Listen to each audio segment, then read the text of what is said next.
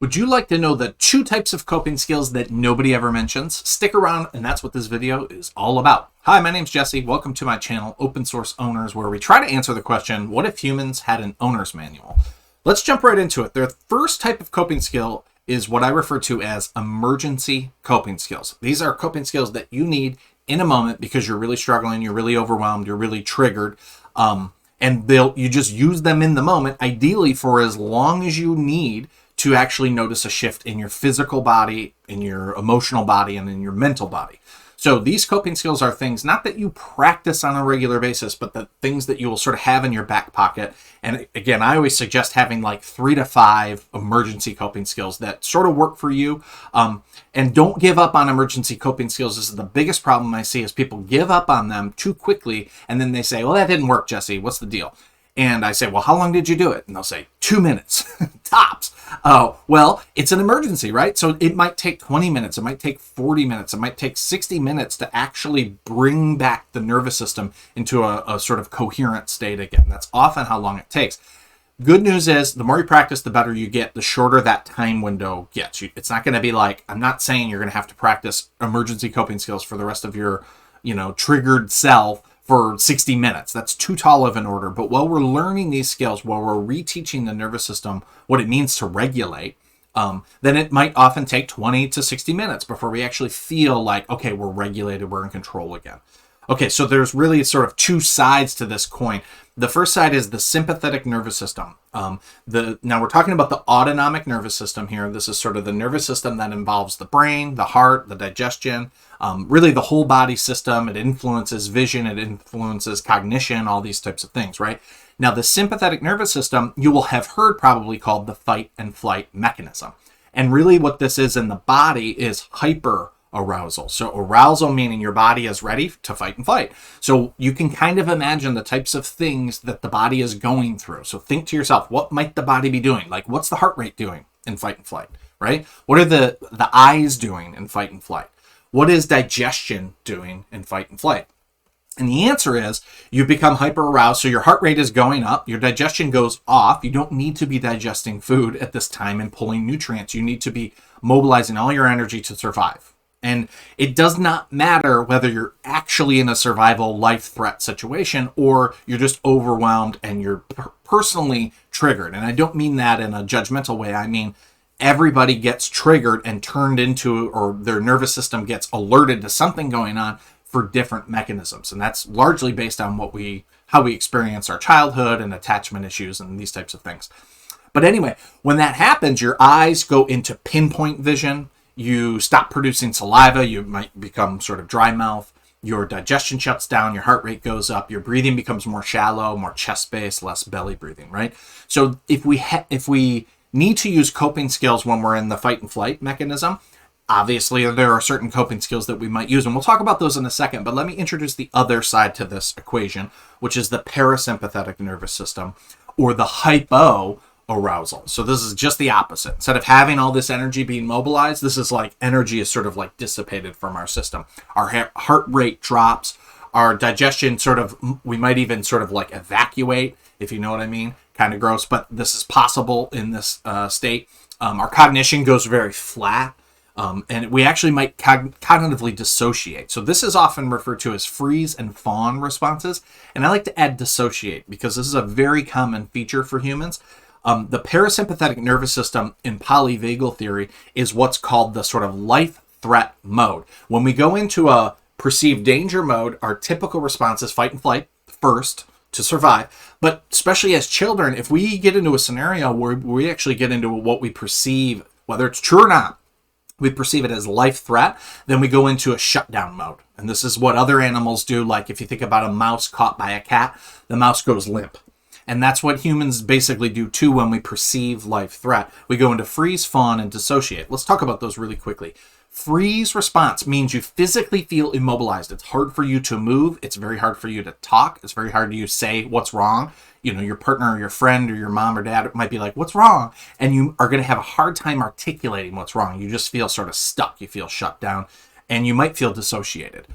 We'll talk about dissociation in a second. Fawn is the common sort of people-pleasing response. So we're perceiving life threat or we're perceiving some type of chaos, And fawning is sort of going up to the person who might be causing the chaos. Let's say it's dad. Dad's become violent or scary. And the child learns to sort of like make dad laugh or get dad's meal or like tend to dad in some way, shape, or form. And that helps sort of calm the system down. That helps calm the life threat scenario. That's a fawn response. It's sort of people-pleasing. It's the foundation of like codependency. It's also the foundation of a lot of attachment sort of issues, which is a whole other video. And dissociate, really, really important. Dissociate is the mental sort of experience of like losing gaps of time, not really remembering what was happening for some period of time. If you think about your past experiences of dissociation, it might be like there's gaps. Like I don't remember my first grade year hardly at all. Usually that's associated with some type of traumatic event for you. And as a coping mechanism, you sort of checked out, you dissociated. Now this state is actually associated with endogenous, like things we make inside of our body, opioids. So we are actually flooding our body with like a heroin correlate and we're sort of blissed out. You might not feel pain, physical pain. You could poke yourself or be physically hurt, but not feel the pain until later. So that's really what's associated with the hypoarousal. Okay.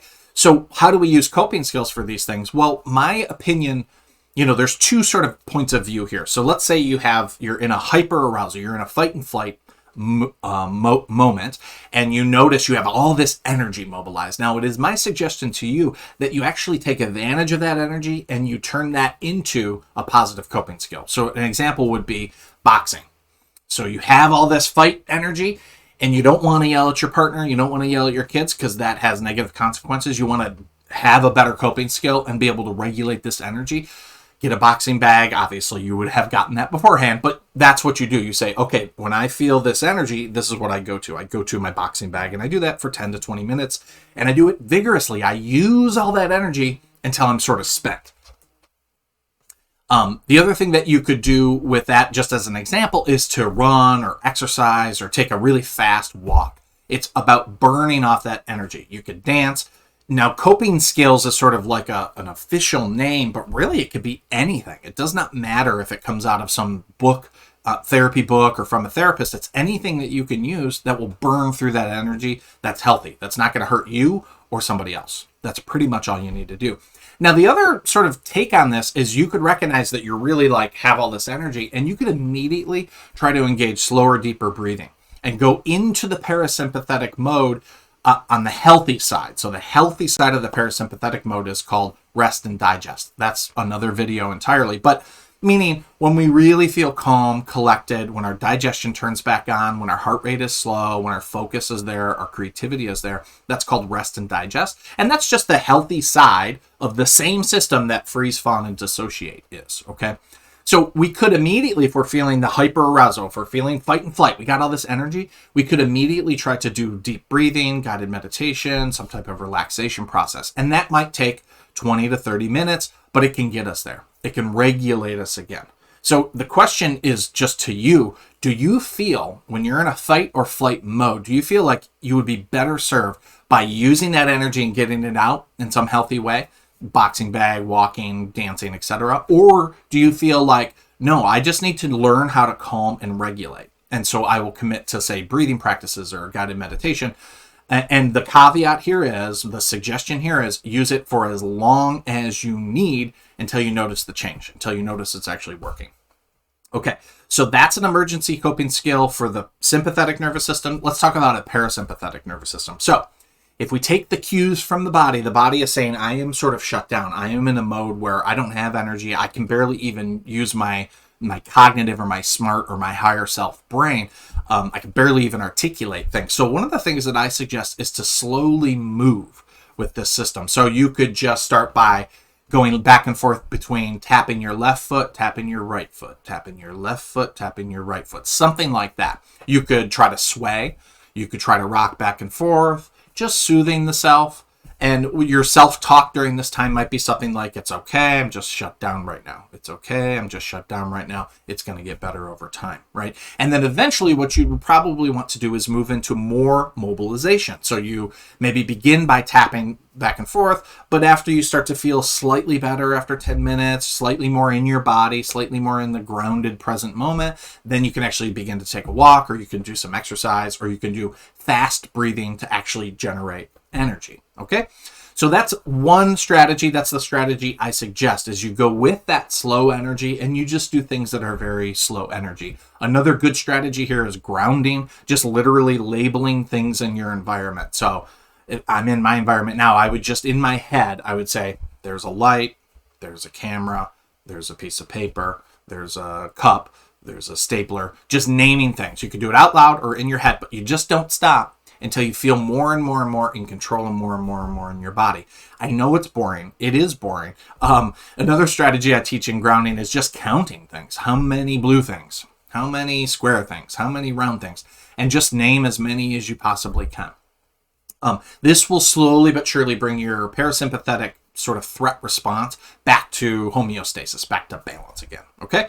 Now, the other thing that you could try to do, and I wouldn't suggest this necessarily, but if it works for you, do it, is to immediately try to generate energy. So if you're feeling shut down, immediately go to dancing, or immediately go to rollerblading down the street, or riding on your bike, or walking.